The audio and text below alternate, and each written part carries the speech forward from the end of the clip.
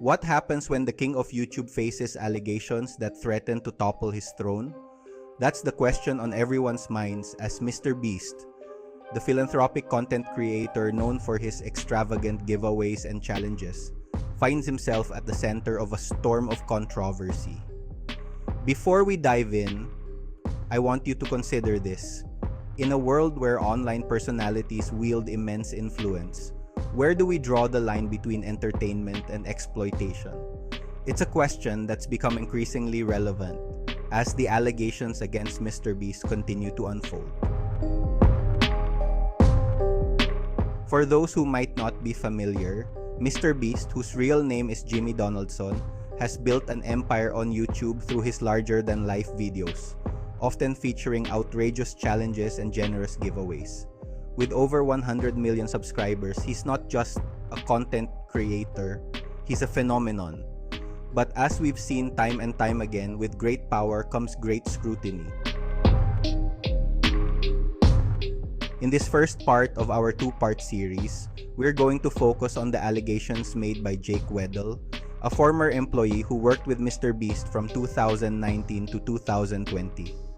Weddle's claims have sent shockwaves through the YouTube community and beyond, raising serious questions about the ethics of content creation and the treatment of those behind the scenes. Let's break down these allegations. In a recent interview made by Dogpack 404, Weddle described a video project that never saw the light of day, a 100-day solitary confinement challenge that pushed the boundaries of ethical content creation. Now, let that sink in for a moment. 100-day solitary confinement challenge. Sounds extreme, doesn't it? That's because it is. According to Weddle, participants in this challenge were subjected to conditions that he claims bordered on inhumane. He described having no access to sunlight or clocks, with lights constantly on, making sleep nearly impossible. In his own words, Weddle said, "I had no access to sun, I had no access to clock. The lights are on me all the time, I wasn't sleeping, I could not sleep. And I have insomnia problems now, but they might have started there." The implications of such conditions are staggering. Sleep deprivation is a well-documented form of psychological torture. The constant light exposure disrupts the body's natural circadian rhythms, leading to a host of physical and mental health issues. It's no wonder that Weddle went as far as to say that these conditions could be considered a violation of the Geneva Convention.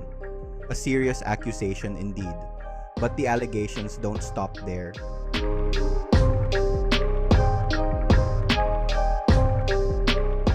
Weddle also recounted another instance where he was asked to run a marathon distance on a treadmill for a video, resulting in lasting joint pain and blisters. While physical challenges are a common theme in MrBeast's videos, this claim raises questions about the extent to which participants are pushed for the sake of content. These allegations paint a disturbing picture of a work environment where the pursuit of viral content may have come at the cost of employee well-being. It's a stark contrast to the philanthropic image that MrBeast has cultivated over the years.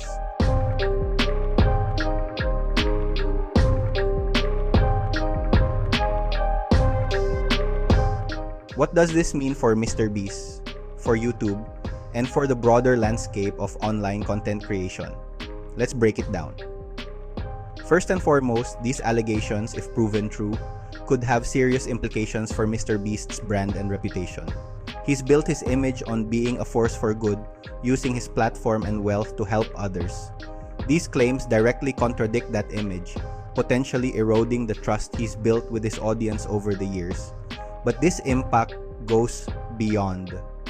This controversy shines a spotlight on the often unseen aspects of content creation, the people behind the scenes who make these viral videos possible. It raises important questions about labor practices in the digital age. Are content creators doing enough to ensure the safety and well-being of their employees? Are there adequate protections in place for those working in this relatively new and rapidly evolving industry? Moreover, this situation highlights the ethical dilemmas that come with creating content for mass consumption. In the race for views and engagement, it's easy to push boundaries. But at what point does pushing boundaries cross the line into exploitation or even danger? The alleged solitary confinement challenge, in particular, raises red flags about the potential psychological impact of extreme challenges done in the name of entertainment.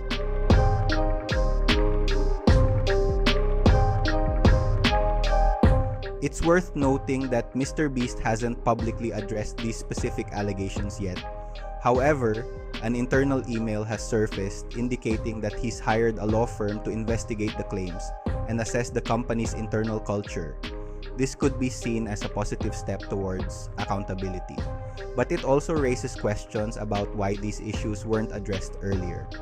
Looking to the future, I believe this controversy could be a turning point for the YouTube community and content creation as a whole. We might see increased calls for regulation or oversight in the industry. Creators may need to become more transparent about their behind-the-scenes practices. There could be a shift towards more ethical content creation, with viewers demanding assurances that the videos they're watching aren't coming at the cost of someone's well-being. For MrBeast specifically, how he responds to these allegations could define the next chapter of his career. Will he address the claims head-on? Will he make changes to his production practices? Or will he attempt to weather the storm and continue business as usual?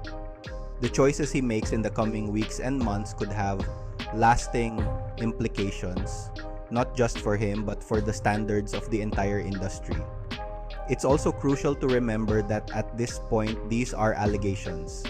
While they should be taken seriously and investigated thoroughly, it's important not to jump to conclusions before all the facts are known.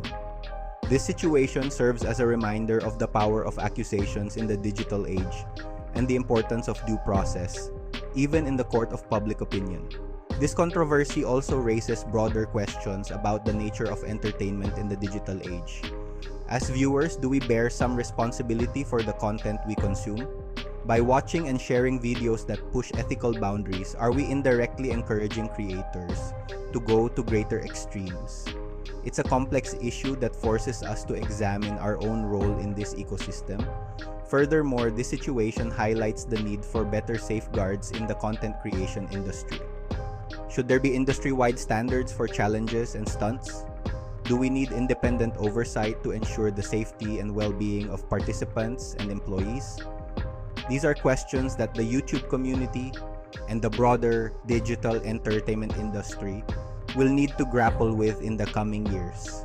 As we wrap up this first part of our exploration into the MrBeast controversy, I want to turn the conversation over to you. What do you think about these allegations? Do they change your perception of MrBeast or other large content creators? Where do you think the line should be drawn between pushing boundaries for entertainment and ensuring the well-being of all involved? This is a complex issue with no easy answers, but it's an important conversation to have as we navigate the ever-evolving landscape of digital media and content creation. Your thoughts and perspectives are valuable in shaping this ongoing dialogue. If you found this video informative and thought-provoking, please consider giving it a like and subscribing to Opinionated Voice. We're committed to exploring the pressing issues of our digital age, and your support helps us continue creating this content. In our next video, we'll be diving into the second part of this controversy, exploring another set of allegations against MrBeast. Until then, remember to think critically, question everything, and form your own opinions. This is Opinionated Voice signing off.